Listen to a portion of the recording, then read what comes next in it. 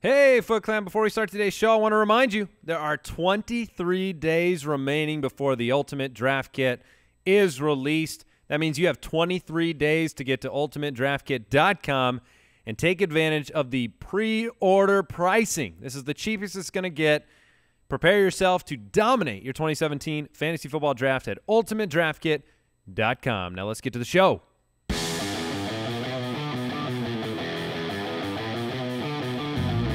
Welcome to the Fantasy Footballers Podcast, coming to you from the FantasyJocks.com studios with your hosts, Andy Holloway, Jason Moore, and Mike Wright.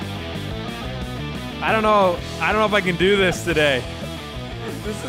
This is maybe the strangest beginning to a show in the history of shows. Welcome to the Fantasy Footballers Podcast. You got to get onto the YouTubes and see I don't know. Yeah, I have to describe this to our listeners out there. I am sitting at the table here, attempting to host a fantasy football podcast. Across from me, in the second strangest thing in the room, across from me with a paper bag over his head is Mike, the fantasy hitman Wright. Mike, how are you this fine day? I'm doing excellent. I wanted to have a big reveal for the Foot Clan, who were incredibly generous with helping out my aunt with her medical bills, fixing up her teeth. And so your hair has been cut. My hair has been cut off. I gave a little teaser on the Twitter sphere. So we can get what this is. You're the captain. You're gonna get to it right away. We're gonna get to it right away because I have to explain the most strange thing. All right, are we getting a good shot of this, Brooks? Mike is going to reveal his haircut or his lack of a mop. So, hey! And your hair is gone. My hair is gone for the most part. It looks mighty fine. Well, thank you. Looks better than Jason looks today. I'll tell you that right now. The other news. Hey, Jason. Jason could not be with us this morning. It is No, he is. Ask him a question. Jason, how you doing? Yeah, because only on this show would you find this is to scale. In place of Jason today is a to scale grizzly bear. Yep. Because I don't know why. Instead of Jason here this morning, he had some things he had to attend to, so Mike and I are holding down the fort. In his place is a full cardboard cutout of a grizzly bear. And Jason is the grizzly bear of the show. Well, he's the hairiest. Will be just as good. Yeah, the takes will be scary, just like a grizzly bear is scary. The grizzly bear is very hairy. Jason's the most likely to hibernate of the three of us. Yes, that's true. On a regular basis. Now that he's got that bushy beard, too. So if you hear any hot takes, that's Jason. So we are going to talk fantasy football on the show today. I promise you that. This is going to be a good one. We're going to talk rookies. We're going to talk fantasy football news. We're going to answer listener questions. We have some new information for everybody out there. We have a bunch of new articles on the website, including articles on rookie wide receivers by Keaton Dinley, QB landing spot article, tier-based drafting article on the website. We are big proponents of drafting based on tiers, and so that's what you'll find in the Ultimate Draft Kit and our new cheat sheets in the Ultimate Draft Kit, and we'll talk about that as well. So it's going to be a fun one. Mike and I holding down the fort. Mike, where do you find the fantasy footballers on the Twitter sphere? At the FF Ballers. You can follow Andy at Andy Holloway. If you want to follow the Fantasy Bear over here at Jason FFL, and you can find me at FF Hitman. There are only so many cardboard cutouts you can get overnight on Amazon Prime, you see. And this one made the most sense to us. When it arrived today, I was very impressed. All right, quick question, Mike. This is one that's been on my mind.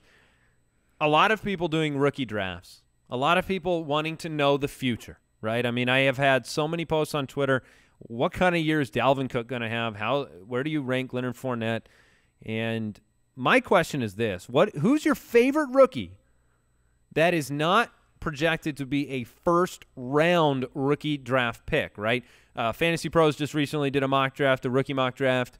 So we'll use that as our baseline there. So the first round the first round of that draft, you had Corey Davis and Christian McCaffrey and Joe Mixon, Leonard Fournette, John Ross, Dalvin Cook, Mike Williams, O.J. Howard, Alvin Kamara, Kareem Hunt, Samaje Perine, and then Evan Ingram, who you snagged in our rookie draft in the second round, late second round somehow, but he goes in the first round here. So second round and beyond, who's the rookie that you just plain like the most, that you'd spend some of that, off-season fab money on? There's quite a few rookies who I like the landing spot.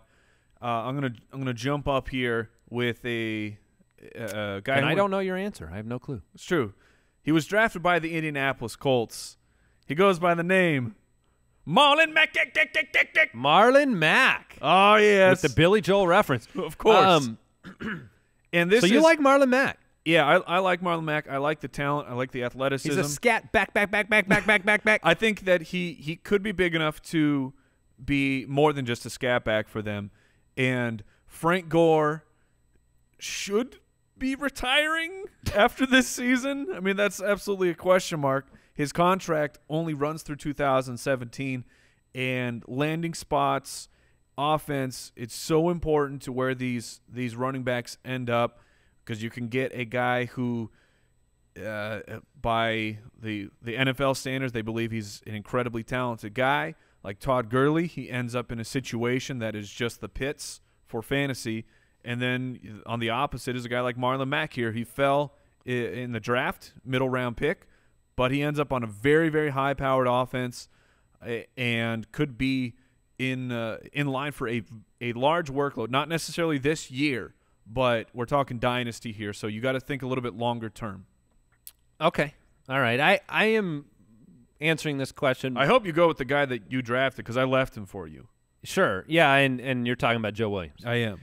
Yeah, I am going more short-term in this answer. I was thinking more in the context of like, hey, what situation do I love the potential of happening this year, right? Because here's what I do. Well, there goes my pen. Here's what I do believe. I believe that one of these second-round running backs is going to end up in a situation that is just plain spectacular. And when second-round rookies? Yeah, second-round rookie running backs. And so Joe Williams is in that equation, right? I think Joe Williams has the potential to really, by mid-season, be the guy in San Francisco. I think Shanahan loves him. I think Shanahan wants somebody else back there and somebody to grow with that team. Another guy, two other players, Jamaal Williams and Deontay Foreman. Both of them could end up in incredible situations this year, depending on the health of Lamar Miller. And then Jamaal Williams could be the back in Green Bay by a quarter through the season in terms of first and second down work on that team. So I think one of those three guys ends up in a Jordan Howard-esque really nice situation this year. It's just impossible to predict, with injuries and things like that. So I'll go with Joe Williams, because I think they're the team that is most, willing to hand those keys off to somebody younger as they rebuild. Nobody's expecting San Francisco to compete this year, right?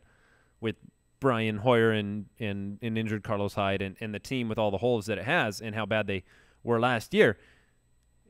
To me, it's a lot harder. The other two teams are playoff teams. The Packers and Houston are both playoff teams. So handing the keys to a rookie, unlikely in those situations. So I'll go with Joe Williams. I like Joe Williams. I traded up in our dynasty draft to snag him, throw him on the bench. DeJuan Harris was just cut today from the San Francisco backfield, so now they only have like 14 other guys. Well, Mike Davis is gone as well, because he got picked up by Seattle today. Right, and they traded for Bibbs, I think, during the draft, and you have Gore, and you have Kyle Juszczyk. Gore? I'm sorry. Yeah, Did he I'm go going back? way back. No, Hyde. Okay. They only do four-letter running back. And for Deontay Foreman, because I love to look at, for these rookie running backs and rookies in general, I love to look at the contract situation. Lamar Miller was given a hefty contract for a running back. It was very front-loaded, and if they want to, after the 2017 season, it would be a $2 million dead cap hit to remove his contract from the books. So which is certainly feasible if Lamar Miller falters this season. Yeah, he's one of those players that can go either way this year. Where Lamar Miller, you gave so much of the benefit of the doubt to guys like Lamar Miller and DeAndre Hopkins last year, because the year was just disheveled on the offensive side of the ball. Disheveled equals Brock Osweiler. So who's very good at shoveling, by the way. But now you've invested in – yeah, he is. He's a construction man. Very strong, long arms. But now you've invested in a rookie, somebody that, look, I mean, they had Alfred Blue had, what, over 100 carries last year. And so there's opportunity to be had there. And if Lamar Miller goes down, all of a sudden Deontay Foreman should headline a run-first offense. All right, so Mike lets you know where to find us on Twitter. We're also on YouTube. The website is thefantasyfootballers.com. And you got to check out the beginning of the show. If it sounded and like the middle. chaos at the beginning. Can you do a zoom in on Jason here, Brooks? Can you? There he is. What? There's Brooks. Or I'm sorry, there's Jason. It's incredible. Hot takes from Jason. All right, let's get into the news. News and notes from around the league. I knew it was going to be a strange show. Oh, one thing I forgot to mention at the top of the show, there are a number of new shirts over at shopballers.com. We've got some an I Love Michael Keaton shirt on there, some fantasy football shirts, and some new fantasy footballers shirts. So check it out at shopballers.com. I know the I Love Michael Keaton personal favorite demand is very high. So, all right, several things to talk about in the news. I'm going to start with a rumor, and then I'm going to get into this news. But I want to bring up this Mark Ingram situation because fantasy owners all over the world, with the signing of Adrian Peterson and then the drafting of Alvin Kamara, the panic in the streets for Mark Ingram is high, and it should be. I took a temperature of the bushes. Scorching. Okay, the bushes are scorching. They're like an apex of a fever. Okay, I don't know what any of that meant.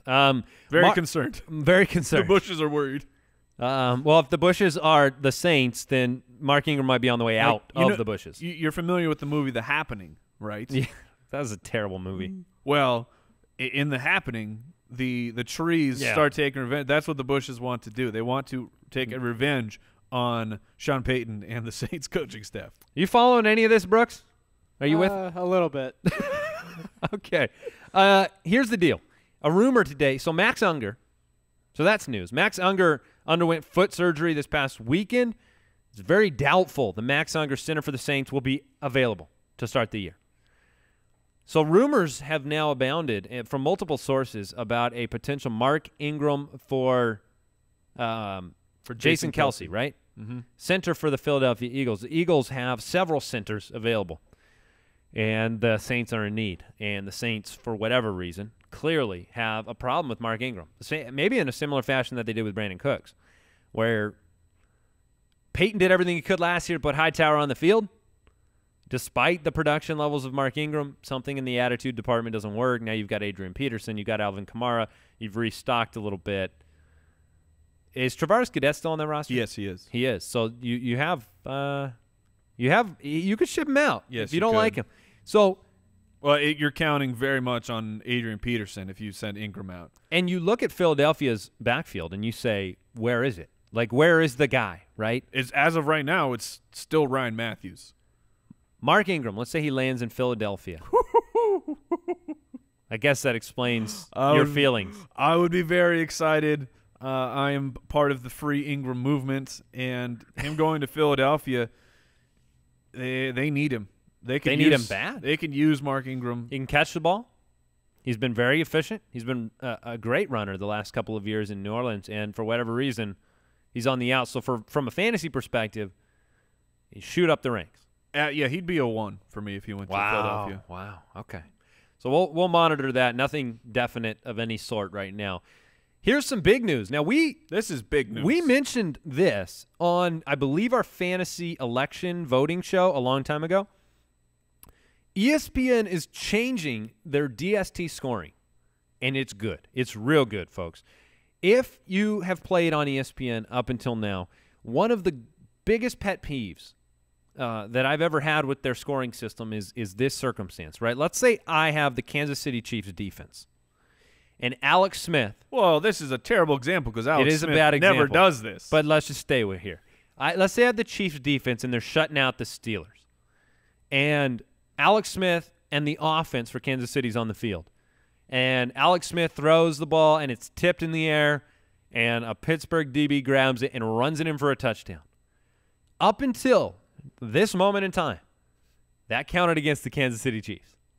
It's ridiculous. Counted against their defense and their special teams. They're not on the field. They had nothing to do with the play. And so what this did was it caused problems, especially, here's a real good example. Jacksonville had a very respectable defense last year. But I was afraid to play them because if Blake Bortles threw a pick 6 or 2, it goes against their defense. That's no more. It's gone. ESPN has changed that. Now, defense special teams will no longer be docked for points surrendered by the team's offense. This is a great change. Bravo. Yes. Hooray. That's me clapping for whoever's running it. And possibly bigger news is they are moving. ESPN is moving towards the future. And PPR will now be their default scoring system. If you create a new league, don't freak out. They're not changing your league. Your league can be run however you want. But when you start a new league, PPR will be the default scoring, as to say PPR is now standard. Sure. So in a few years. That's like the worst way you could have said it. I know, but it's the norm. That's the way it's going to be. Standard is no longer standard. Well, in a few years, I imagine we'll be saying, okay, this is standard scoring, or is this non-PPR? Oh, I see what you're saying. Yeah, that makes sense. I mean, look, we are big proponents of a half point per reception. Yeah, they overshot what they should have done by half a point. We've been trying. That's all right. We did our best.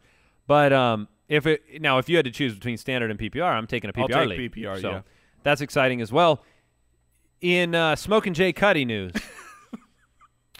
he announced his retirement from the NFL after 11 seasons. Will be joining Fox Sports.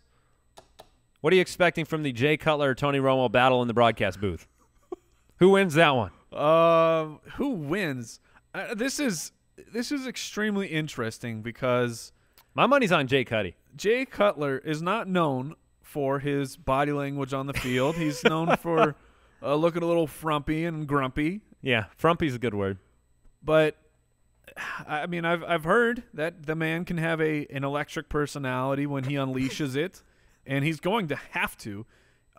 Meanwhile, Tony Romo is taking over for Phil Simms. So Romo is going right into the big lights, which could be a bad thing. Maybe he's not prepared for that, while Jay Cutler is going to earn his way up. Tony Romo is America's broadcaster.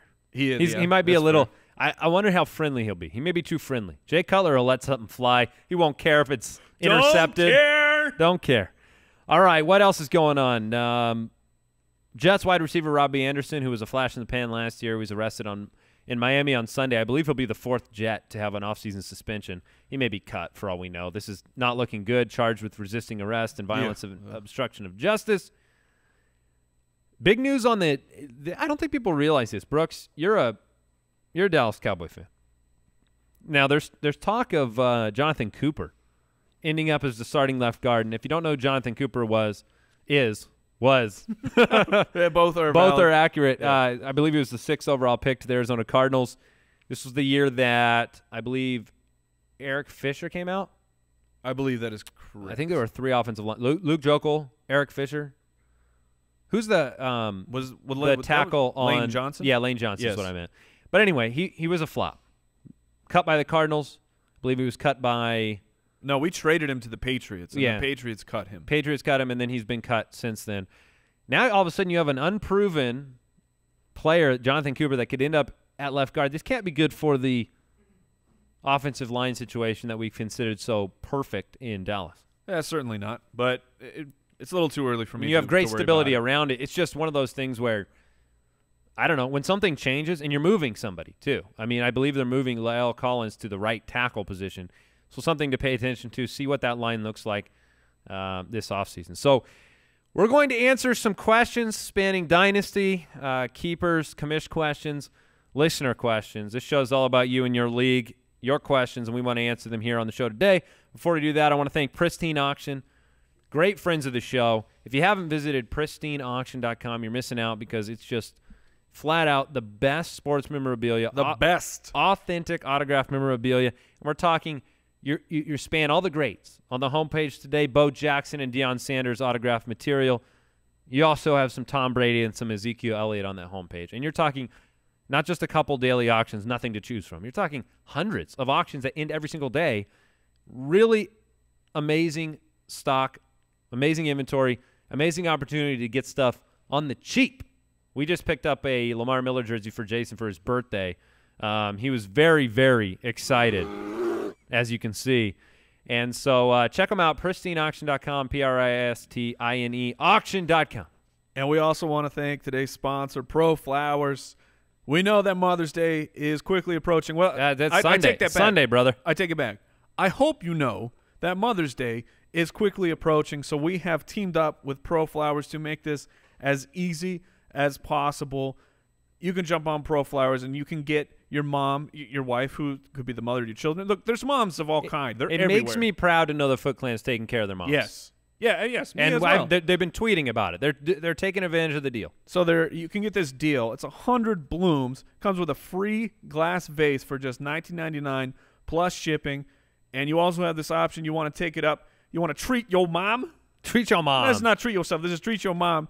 You can upgrade it for just $10 to get a premium vase and gourmet chocolates, which they're delicious. Sure. These are delicious chocolates.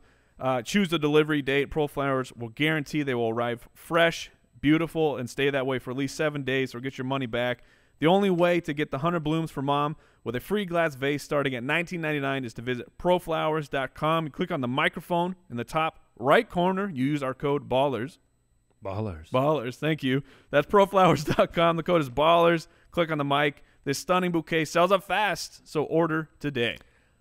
Are you taking care of your mother, Brooks? You taking care of your mom this Mother's Day? Oh, yeah. Of course he is. All right. You know me. I'm just making sure. On the last time we talked about this deal, someone thought I said 100 balloons.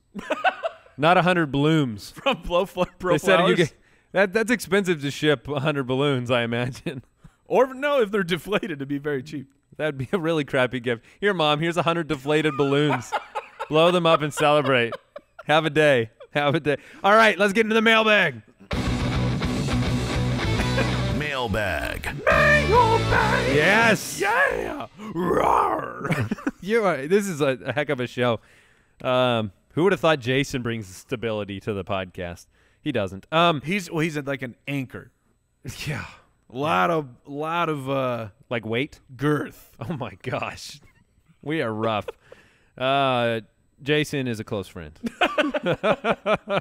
Hey, Brooks, is this voicemail good to play here? Oh, yeah. All right. Hey, if you have a question, you want to submit it to the Fantasy Footballers Podcast, go to the website. Under the More tab, there is a Submit a Question button. You can send your questions into the show. You can visit us on Twitter at the FF Ballers, or you can dial our voicemail hotline 302-464-TFFB. We're going to start off with a voicemail question from the listeners, and I'm pulling that up right now. Brooks says it's good, so I'm going to go with it. Everyone loves ranking stuff. I was wondering what your guys' Mount Rushmore of fantasy football players all time is. LT on there, maybe Peyton Manning, maybe Sammy Watkins. Oh, wait, no, he's terrible. No, I'd love to hear what you guys think, and I just want to thank you. Love the podcast, and have a great year. Okay, that what's really funny is, Mike, what does my piece of paper say right here? You have LT and Peyton. So he asked the question. The first two names we wrote down were LT and Peyton Manning. Yes. I think Marvin Harrison comes to mind. Sure. He could be in that pantheon, that Mount Rushmore group. I'm going to put Randy Moss on there as well. Yeah. Despite Tom Brady probably belongs on there. It's just because he's had one of the best overall seasons, the consistency, the longevity. Those are the names that come to mind for me. Do you have anybody else popping into your head? I mean, some of the greats played before the prime fantasy football era. which means pre-computer. Sure. Yeah. If you had to, mail it in with a newspaper, then it's probably not. You're not making the list necessarily.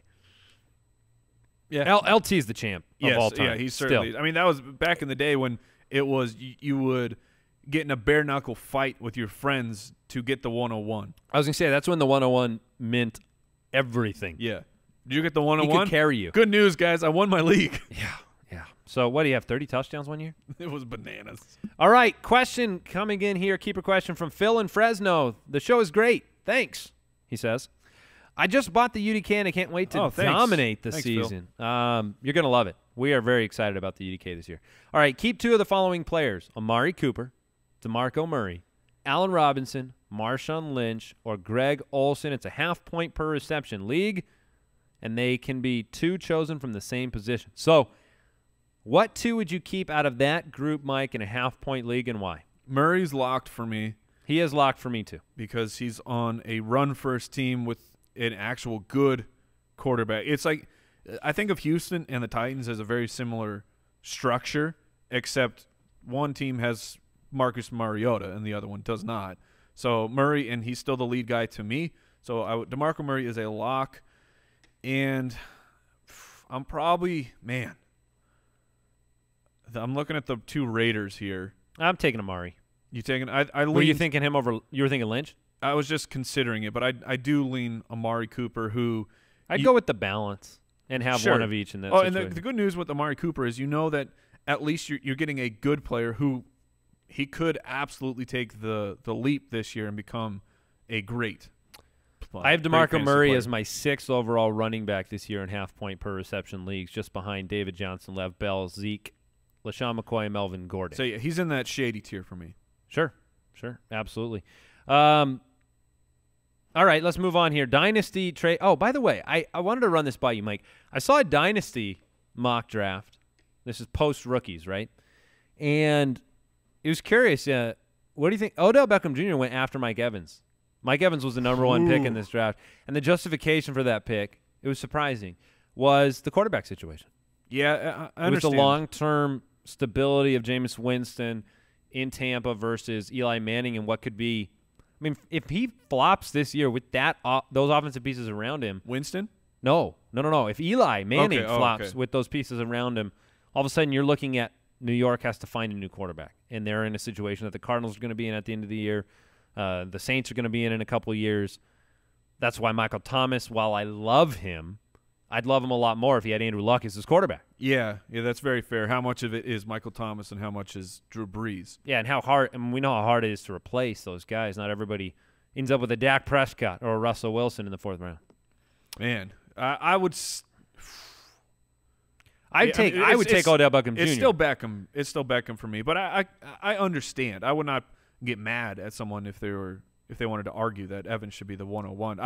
I firmly believe it's Beckham. If you had made that same argument last year with Blake Bortles and Allen Robinson, you would have been really sad you didn't take Odell Beckham Jr. Dynasty question from Dave. Now here's the irony. He's in Mount Rushmore. So we just talked about the Mount Rushmore, and now he's in Mount Rushmore. Like in the nose? Did you set this up, Brooks? Are you trying to is this a Kevin Bacon thing where you're connecting every question to each other? I did not. Been listening for just over a year, never missed a podcast. I have a trade question. Dynasty, standard scoring, 2 wide receiver, 2 running back, and a flex. All right, here's the trade. Carlos Hyde and Stefon Diggs for Todd Gurley and Ameer Abdullah. That's a no-brainer for me. That is a no-brainer. I would do that. I'd rather have Gurley and Ameer Abdullah. Yeah, I believe that I'm going to make this trade just in hope. Oh, man. Todd Gurley is still a great dynasty asset as of today at the running back position. Yes, as of today he is. And the argument then is you're holding on tightly to Stefon Diggs because you can't see – do you see Carlos Hyde as a long-term dynasty play? I think that Carlos Hyde still has long-term value as in – I think his days are likely numbered in San Francisco, but that doesn't mean the end of Carlos Hyde. I think he's a very good player. One, granted, he falls in that list of guys who can't stay on the field. But you could say the same thing for Diggs and Ameer Abdullah. No one can stay healthy. And if I made this trade for Gurley and Abdullah, I would try to flip Gurley pretty quickly afterwards. You're going to regret that, Mike. Do you know where you have Gurley so far this year? Yes, I think that he still ended up currently as my 13. Oh, I'll take that from you, from a hater. Yeah, and I mean, I've got him at I don't 9. like him there. I've got him at the Niners spot. I don't like him there. I got him pushing and pulling with Marshawn Lynch this year in redraft. All right, this one comes in from Shockey in Higgins. Where do you think Higgins is? I have no clue where Higgins is. Dang it! There's something is standing on my head as a Higgins. Standing on your head? No, standing out. There's a reference in here somewhere. He did say standing on his head. Did I? You did. Oh. I don't know where Higgins is. If I click Google Maps, Higgins is All right, so moving on. Yes, Texas. Higgins, Texas. My name is Shockey, after the beauty, Jeremy Shockey. Question is, now that draft dust has settled, who do I keep? 14-team, 4-player, keeper, half-point PPR. Beckham, Hilton, Howard are locks. All right, so we're just picking one.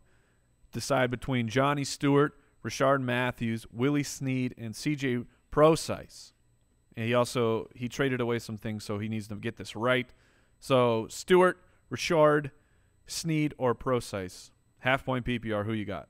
14-teamer. And his locks are Howard, Hilton, and Beckham. OBJ. Is that Jordan Howard then? Yes. Man.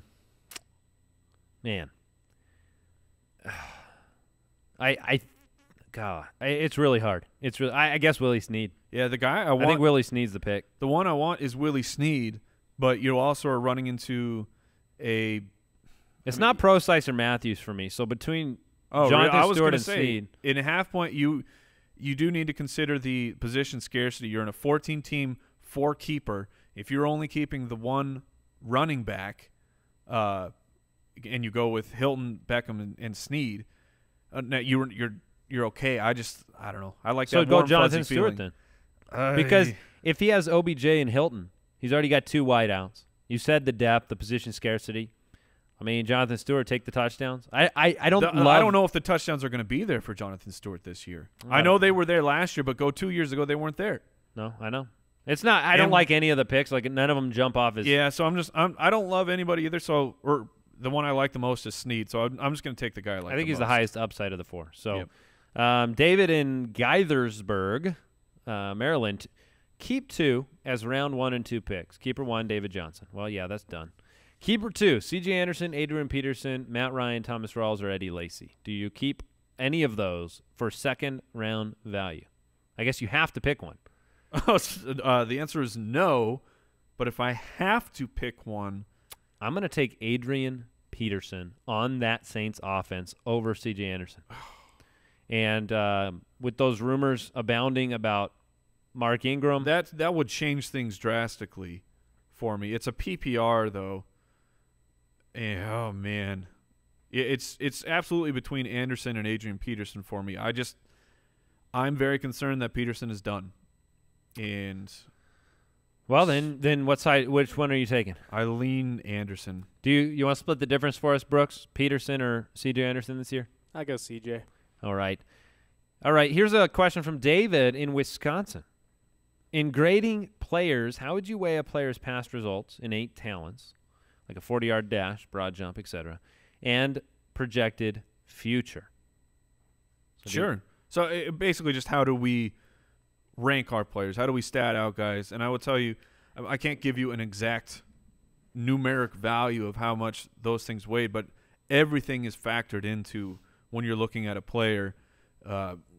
Their past production, coaching changes, offensive player changes on the team. What's their ceiling athletically? Age, trends, how the season to seasons are watching going. them on tape, because there are things that show up on tape that don't show up in the actual athletic measurables. I mean, there are so many things to factor when you're ranking a guy. I'll give an example, because we've been doing obviously all of our detailed statistical projections for every player at every position, because that's part of the UDK. You get access on the website to the free rankings right now, and our consensus rankings, but that doesn't include the in-depth stat numbers behind each player. When I was projecting a guy, so Devonta Parker came across my my statistical to-do list today, right? And I'm looking at Devonta Parker, and I'm saying, we don't have a long track record with Devonta Parker, right? Like, you don't have a long period of trends. You have some film. You have 2 different offensive coordinators, 2 different head coaches for Devonta Parker over the last 2 years. So I start to look at another piece of that whole puzzle. For me, was a comp for Devonta Parker. What's his role in the offense going to be, and what player historically do I compare that to? And for me, with Devonta Parker specifically, I was looking back to some of the early Vincent Jackson years in San Diego as another piece of the puzzle for statting him out. A low reception type of high impact, larger yards per catch type of guy. And so that was one of the things I used to try to stat that player. But all of those things that Mike just talked about, they factor in. And at some point, there's the intangible things too. You know, how you think this player, like Mark Ingram, relates to the coaching staff. What's the risk this player can fall out of favor with a team? What's the risk that – I mean, you just brought up the situation with Ben Jarvis Green Ellis from a few years ago? Yes. Yeah. Tell everybody about what you were talking about. So we were talking about, well, where do you have Joe Mixon? And, I mean, if you want to go follow draft Twitter and all of us, we want Joe Mixon to be the 3-down guy immediately. You think, well, Jeremy Hill has been trending down since his rookie year. Sure. Gio Bernard's coming off an ACL. But go back to Gio Bernard's rookie season. He was a second-round pick. The exact same draft capital was spent on him. The team had Ben Jarvis Green Ellis in front of Gio Bernard, and he was awful. Not good. Just awful. But Marvin Lewis continued to play him, continued to give him more touches than Giovanni Bernard. Now, Gio still managed to be effective and was a solid fantasy play his rookie year. But Marvin Lewis doesn't like rookies. He's proven this year in and year out. You look at Boyd. Tyler Boyd, yeah. Last year, people wanted it. The draft capital on Boyd said, okay, they're going to play him right away. Nope. What's the first thing out of the mouth of Marvin Lewis about Joe Mixon this offseason? I don't know. What is it? Not in shape. Oh, yes. Yeah, we already have that. Not in shape. So while I want to love Mixon, this is what we're talking about. When you're ranking a guy, how does a coach use his rookies?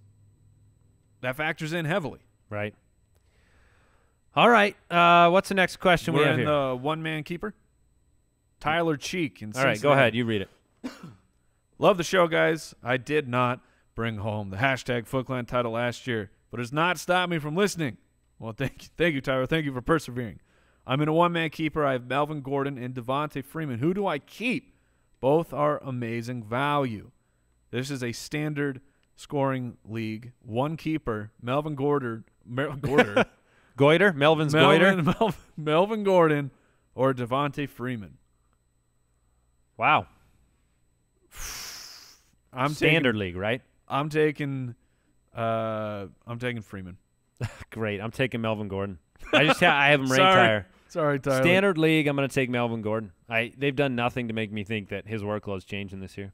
Is Jason got a tiebreaker for us? I was going to say, I believe that Jason – wait. No. He just growls. Today he's just been growling. So I look. He's got Freeman ranked higher. So There's two ways to look at it. You can freak out about making the right decision, or you can realize you have two great situations here. I love both guys. They're both in my top 10. So, Brooks, who do you have? Freeman. All right. yeah. All right. Need one or two of three potential keepers here. That's what we're on, right? Charlie. Charlie. In New Jersey. Must keep one, can keep a second. Shady for a second-round pick, Dak for a 10th, Tevin for an 11th. Ooh. Give me Tevin and Shady. Absolutely. No doubt about it. Dak, that's for a late quarterback, 10th round. That's good, but it's a 10-team keeper, so you devalue quarterback even more. And unless for some reason, Charlie, this was a 2-quarterback league and you did not tell us about it, if that's the case, then Dak would be one of the keepers. But Shady and Coleman, that's great value. June in Chicago says 2-keeper league, full PPR. Who do you keep? Gurley, Rawls, Henry, Riddick, A-Rob, Fitz, T.Y., or Tate? Wow. Full PPR. Welcome to the party. It's not Rawls. It's not Henry. Hilton is in. I want to say this for the first time in 2017. Breaking news. Not the last time, the first time. Really like Golden Tate this year. I don't blame you. Really like Golden Tate. I do not blame you. Really wish I hadn't said that for the sake of one of our leagues that I'm in. Do you have an offer out? I'm going to go poking for him. No, not yet. I was crafty. You got to make the offer before you talk about it know. on the show. It's all about the people here, Mike. It's not about my team. But in case you only listen to this one part, I hate Golden Tate. Just hate it. No.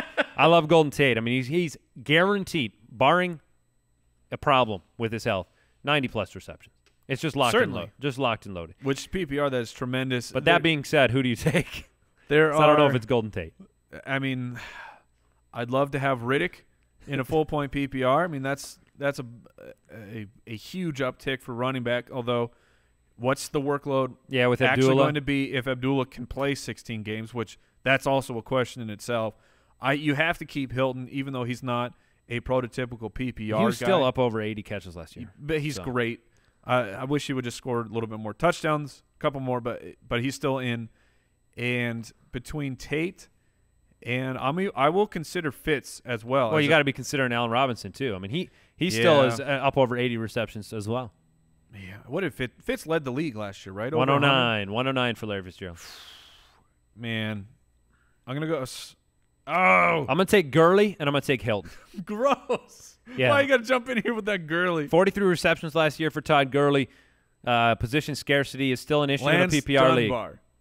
All right. That's what I'll say to All that. right. Lance Whatever. Dunbar, a coach who likes to use a two-running You back might as system. well just say, if you say Lance Dunbar's name, you might as well say stress fracture.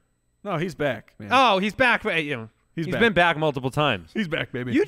You cannot not project an injured guy for a great year. When am what I I do. Right? When am I going to hear you actually say like, "Oh man, this guy can't stay healthy. Don't draft him." Is that ever going to happen? No. Oh my goodness. Never. I'm going to be honest with you right now. I looked down at the TV monitor.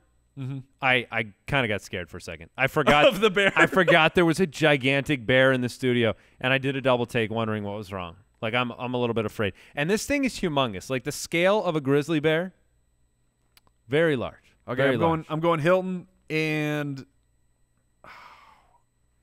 I'm gonna go Tate. That's tough. That's a very tough one. Jim. It is. John and Jackson has a question. Has Marcus Mariota received enough help at the wide receiver position in the draft to help balance his fantasy value with the potential mobility issues that accompanied his injury last season? P.S. The voice of public opinion is amazing. Voice of public opinion, what are your thoughts on this one? Oh, crap. Has he received enough help? I guess the question of has he received enough help is are we going to get 16 games instead of 8 good ones from Marcus Mariota? That's an excellent question. I think he's gotten a huge upgrade. You're talking one of the biggest winners of the draft. This was a clean fracture, right? I mean, a clean he'll be fibula back. fracture. I'm not worried about mobility. No, he's going to be back. But they've added Davis, which they went all in on him with a top 5 pick, and then Taywan Taylor, and who is a slot wide receiver, and they accompanied that by saying we're going to run 3 wide more often than we did last year, which I know we talked about. Silver-Shard Matthews, there's still DeMarco Murray. They're still a run first Delaney team, Walker. but they're going to throw more. And I think the balance will be a little bit closer than it was last year. But I love it. I think that both of those are good receivers, and I think that Corey Davis can transcend into being a great wide receiver in time. Year 1, though. What is Corey Davis year 1? I think that enough of a difference maker to make Mariota more stable? I think so. Okay. I think so. All right, Thad in St. Louis wants to know your preferred draft spot, Mike. Personal preference here. Because there's no right or wrong answer necessarily, although, I have my strong opinion here where I want to be able to draft one of those top 3 premier running backs. I'm all about the running back in the first round. You're all about those 3 guys in the first round. Specifically David Johnson, Ezekiel Elliott, and Le'Veon Bell. Yeah, and I would say every year it changes a little bit because I want to just make sure that I'm in that top tier of player. And for me this year, as of right now, it's the 6, the 3 running backs Andy mentioned, then Brown, Beckham, Julio Jones. And it's a lot of people would throw Mike Evans in that group. And I don't. Yeah. I love Mike Evans very much. Yeah, you do. Way too much. But he's not in that top tier for me. So this year, as of right now, I want to be in the top 6. Yeah, and I'll say preferred. I'll say top 3 preferred. So here's a good transition question here. Ryan in New York asked about safe and risky players. Who do we think are the riskiest players and safest players currently being drafted in the first 2 rounds in the upcoming season in terms of fantasy production, and why? For me, 2 names that jump off are safest being a guy like Antonio Brown. Yes. And riskiest being a guy like Todd Gurley going in the first 2 rounds because you had a bad year. There might be a riskier player, though. I'm pulling it up. Is Devonta Adams going in the first 2 rounds? I'm jumping in here to Fantasy Football Calculator, and let's see. Adams is in a third round. Or give me some second-round players. Should I switch to PPR scoring because it's the new standard? Sure. All right. I'm pulling that up. Standard's the new PPR, though, right? So riskiest guys in the top 2 rounds. I think I agree that Todd Gurley for me is the standout. What about Marshawn Lynch? Is he going in the top 2 rounds? I don't think he has filtered his way up. Do you think he will? Maybe into the back of the second. And if he's in the back of the second, no freaking way am I jumping in on that. I haven't projected high, but that's a risky endeavor. You're an enigma, Mike, because you love the injured guys with high potential, but you just acted really freaked out about Marshawn Lynch. Where's your risk when push comes to shove? Where are you taking that? Will I take Marshawn Lynch? I'll take him above Gurley, but I will unlikely to take either in the second round. All right. I'll tell you this for sure. I'm not taking Todd Gurley in the second round, so that means I would not take Marshawn Lynch in the second round. Just did some logic for you. There you go. Patrick in Linton, Indiana. Last question. I have thought about drafting a quarterback, tight end, defense, kicker. But as in the same team? 1 QB, tight end, defense, kicker. Yeah, I'm confused by this question because he says my QB, tight end, defense, kicker are all on different bye weeks. How do you feel about that strategy? You see that question there? Who are we talking about? This is Patrick in Linton, Indiana. Hey, I don't understand that one, so I'm going to move on to Brendan in Lawrence. I keep Lev Bell for a first this year, which I plan to do. We always do a draft position competition, and so my question is, should I # trust the process and tank to get a later first rounder and an earlier second rounder to ensure getting a top-notch receiver to pair Bell with, or just try in the competition? You play to win the game. Yeah? I do not tank. Do not tank. Things happen. You find late-round gems. People get injured. What you have on paper to start the beginning of the year that's not what's going to happen. No, it isn't. You need to be ready. You need to build your foundation in the draft, but you need to be ready to adapt in the season. And I'm not doing that. It's just for the strategy for dynasty players, you think, man, you're selling everything. You want all youth. You want all rookies. In 3 years, I'm just going to keep building, and I'm going to build this monster juggernaut team. You're building the what is that? The Babylon? Is that the right reference? Tower of Babel. Okay. The tower they just keep building and building and for nothing. It would never get there. You're chasing the end of a rainbow if you go that way. Yeah. No, I get what you're saying now. Didn't get the Babylon part, but you got there. Oh, I mixed the Tower of Babel. I think it's Tower of Babel, and then I mixed it a little with Babylon 5 there. Tower of Babylon 5. There's a new show. I just patented it. All right. There's a bear in this room, and it's throwing off all my mojo. All right. That is it for today's show. Thanks for listening to the Fantasy Footballers podcast here. Subscribe on iTunes. Leave us reviews. Let us know how we can make the show better for you. We have a lot in store for the listeners of this show this offseason. We're going to be getting into things like sleepers and breakouts, busts and values. We're going to talk and keep you up to date on which players are moving up and down the ADP boards. So that's average draft position. What are the trends, so to speak, right? Like if a trade happens, if Mark Ingram goes to Philly, you're going to see a big movement on that board and the implications for that. Another thing we want to look at is, maybe some of the dynasty implications of the rookies that were being drafted. How did they hurt other guys? A Joe Williams in San Francisco. How does that affect Carlos Hyde long-term in Dynasty? Joe Mixon in Cincinnati. So we're going to get into that and a whole lot more, a bunch of mock draft episodes. It'll be jam-packed, I can promise you that. If you want to take part in our community, check out jointhefoot.com. Otherwise, we'll see you on Thursday. Stay tuned. We're going to do a show after the show. Oh, are we? Mike, myself, and the Bear will do a little show after the show on YouTube that you can check out over there. So that is it for today. Thanks for joining us. And don't forget to check out fantasyjocks.com if you need a trophy for your league. Promo code is Footballers. Take care. Footballers. See you on Thursday. Goodbye.